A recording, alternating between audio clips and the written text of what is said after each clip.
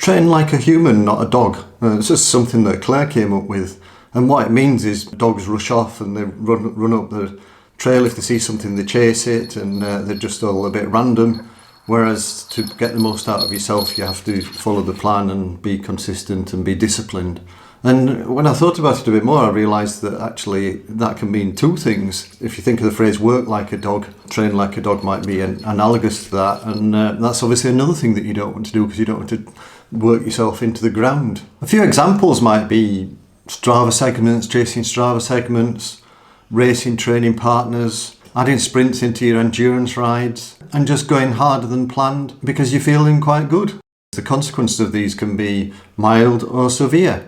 I mean, mildly, it can mean that you can't complete the training session as planned, and you might have to slow down and not maintain the intensity, and as a consequence, you wouldn't get the training effect and you wouldn't get the benefit from that training session.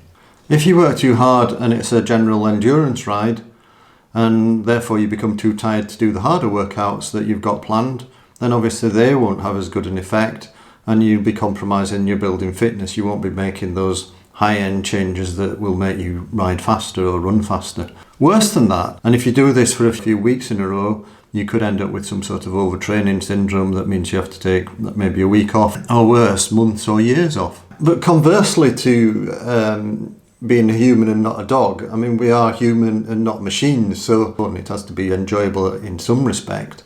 So the way I like to accommodate that is to include planned workouts where, so for instance, if you like doing Strava, or you like having personal bests for different segments, go out and do what might be a fartlek. I don't know if you come out across fartlek. Fartlek means speed play. And in that, you just do fast things when you feel like it and slow things when you feel like it, and stop for a cup of coffee when you feel like it. And the other thing is, if you do like to do club rides, and the club rides is usually quite hard, it might be a chain gang, planned as a hard threshold type session. The pace of that probably depends on who turns up, whether they're feeling competitive, whether they're feeling good or not, and you can't control that. So it's best to plan for that, accept that it might be a hard session or it might be an easy session, and accept that you'll get what you get. The other alternative is to train with a group of people that you know really well and you know what's likely to happen, and they've got similar goals to you, and therefore the training session should be what you plan it to be and what fits perfectly within your training plan.